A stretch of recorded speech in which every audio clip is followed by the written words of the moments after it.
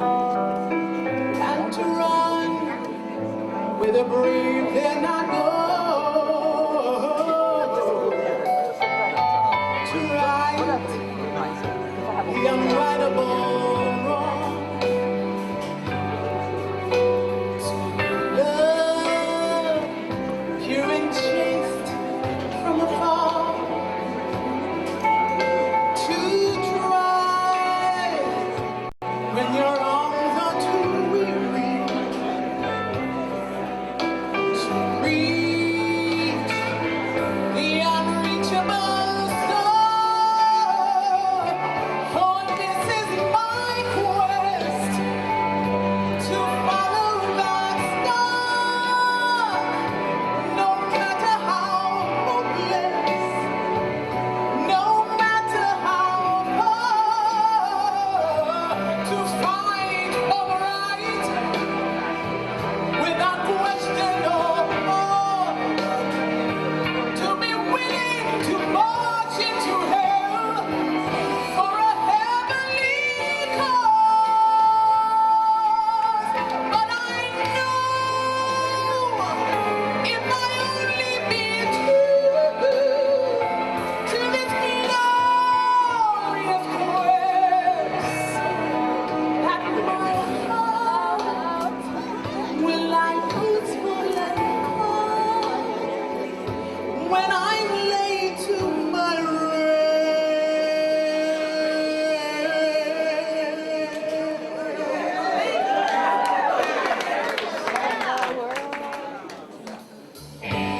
And the world will be better for this. That one woman scorned and covered with stars steals rose with her last ounce of courage to reach the unreachable star, to reach the unreachable.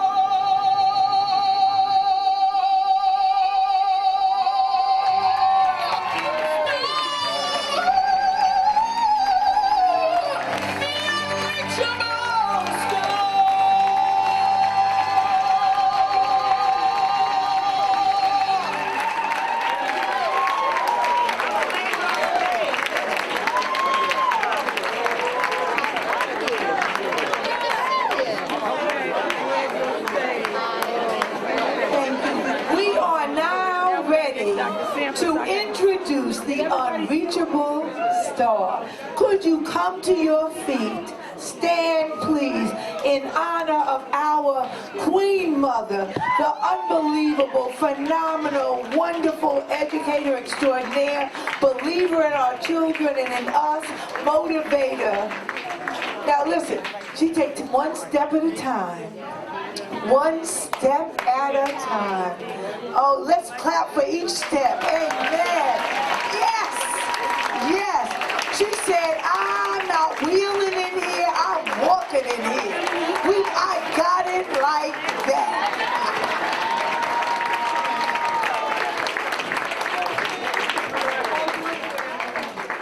Hello?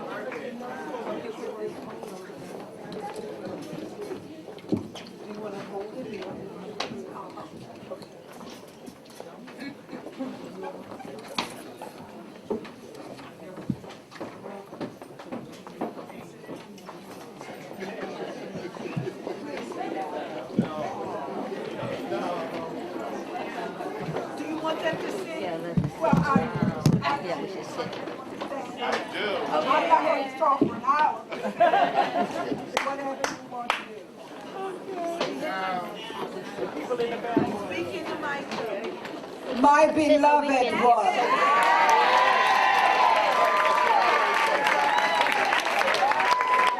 My precious, vibrant, creative, resilient, powerful.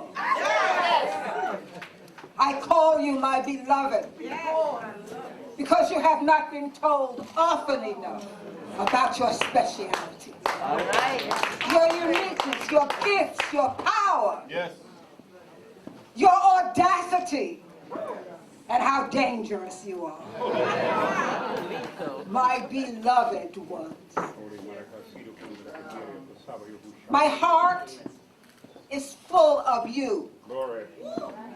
Each one of you. Glory, glory. So important to me. For you understand that there is no me. There's only we. There is no you. There's only us. And I feel the usness and the we-ness of you. We are surrounded in this building, owned by a man of African ancestry. And the housing development behind this building, owned by a man of African ancestry. So we're not at the Hilton. We're at mist.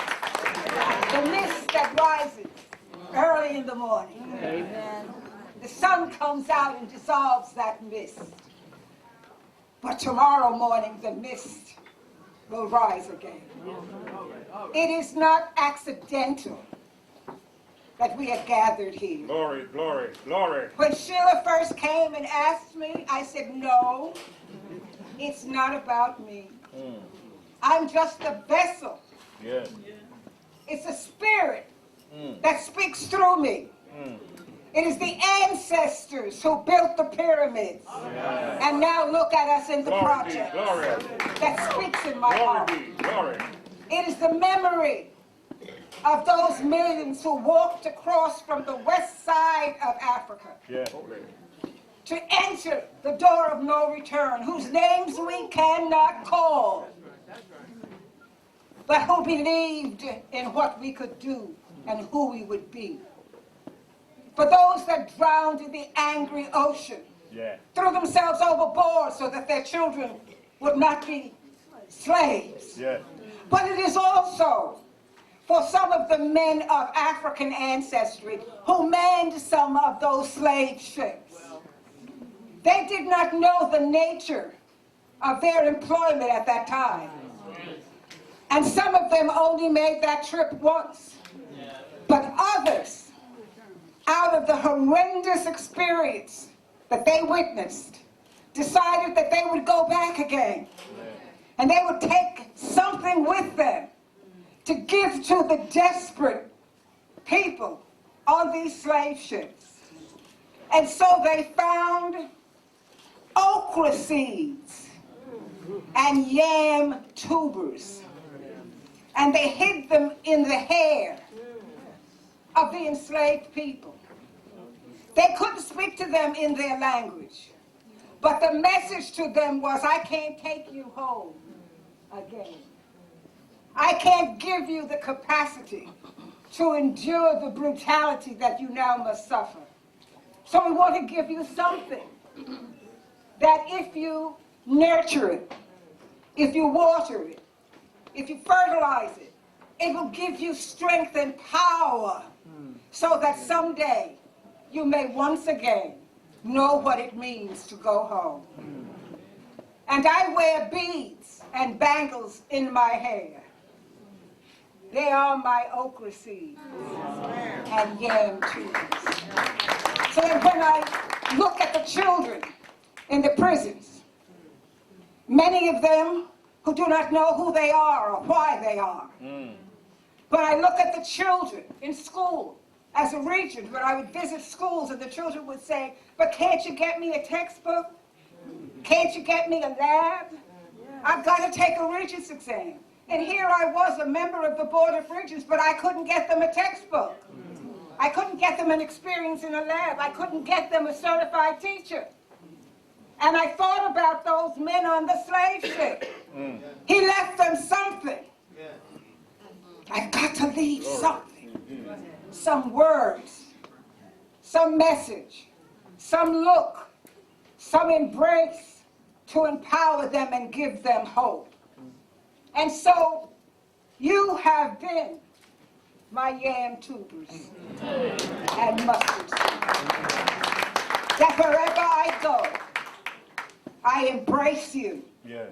I leave some power in you that propels you beyond your potential. Lord. There is no one here who has reached his or her potential. Glory. There's more in you still. Yes. Long before you were, God was. Glory. Glory. He Glory. created the universe and all its wonders. God is not through with that universe. God is not through with you. Yes. The three elderly women who decided that they would help buy Clark House, Elder's House in Selma, they are here in this audience today. Dr. Thelma Adair and Emily Moore. All senior citizens used our Social Security, knew what to do with a little bit. Like Osceola McCarty, you know her? Yes. She was a washerwoman in Mississippi. Always wanted to go to school, but wasn't able to go because she had to stop going to school to wash clothes. Not in a Westinghouse washer, but on a scrub board to take care of her elderly aunt. And out of the money that she made as a washerwoman, saved $250,000 and walked up to Ole Miss and said, I want to put some money here for some child of African ancestry to be able to go to school at Ole Miss. She had her mustard seed. She had her yam tubers. And we have so much. Ask me who's my inspiration? You are. So is Osceola McCarty. Yes. So are all of you who are not just people. There is power in this room. There's history in this room. Would that there were time to tell you the stories of the young men like Dr. Tom Montero, who is going to lead the Ford Foundation program and get the revolution on the road. There he is. Earned a PhD. Because every day I told him, this is your revolution right here now. So that when you prepare yourself, you can go on with something to lead the revolution. So it was Dr. Montero. It was Lester Young. It was another prior that I met at Co-op City. I didn't know him. He told me years later, another earned PhD, that he had just come out of prison. And for the first time in his life, he was told that he was beloved, that he came from kings and queens, that he was precious and invincible. And he began to rebuild his life. Those were just words, just yam tubers and okra seeds. I can't find words to thank you for what you have done today, for the time, for the effort, for the sacrifice, for the creativity, for finding this wonderful place, inviting all of these people who are here from 8 different states today. At least 11 of my elementary school students are here today. They were my students. My 5 earned doctorates out of PS21. All right. From more than 30 parents, parents, school aides, teachers who went on to earn degrees, superintendents, lawyers, psychiatrists, lived in the Brevoort houses. Yes. It's not the name of the house, it's who's in the house. And makes it a home. When my children were young, Jamie and Dave, and they knew I was going to go someplace to say something that would help somebody, they'd say, Ma, don't talk too long. And my husband would say, keep it sweet. So I'm trying very hard not to talk too long and to keep it sweet. But I want you to know that you have done something today that will live forever in my heart. I have a peopled heart. It's full of people, but it's elastic. So it expands and it touches and it reaches. I wish that you knew the power that you have. I wish that you knew the children who are waiting to hear you tell them that you love them. And there are no words in these hackneyed expressions that are left over from people who didn't know what love was. And they tried to get us to speak it in a very formal way, I love you. But there's something about conjugating a verb in the African language system around the word to be. And I want to tell you, it's not only that I love you, but with a persistent, present, energized, creative love that says, I be loving you.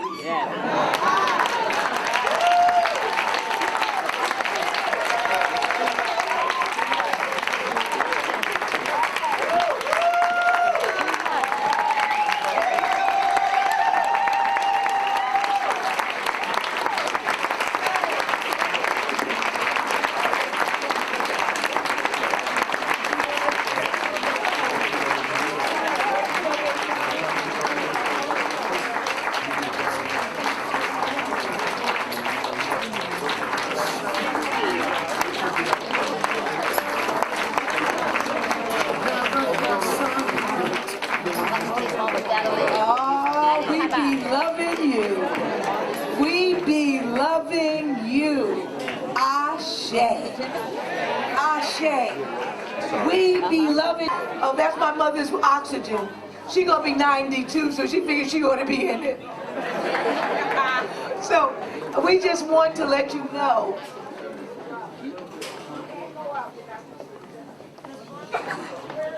Oh, some of you, before we tell you where to go, if you don't want to go home, we have a home you can go to and speak to our beloved Adelaide Sanford, Queen Mother. Those of you, we have these beautiful, you can sit down because, you know, we already stood for who we need to stand for. Sit down for a moment. There are beautiful floral arrangements in front of you. If there is a gold star in back of your chair, circle. If there's a gold circle in the back of your chair, the arrangement should be yours, but I'm going to preempt that. If there's an elder in the room, in that circle, I would hope that you, whether or not you have the gold circle, you might offer that to an elder at your table. So just know you have a choice. You can have a gold circle and take the arrangement, or you can give it to an elder, and I'm older than a lot of you, so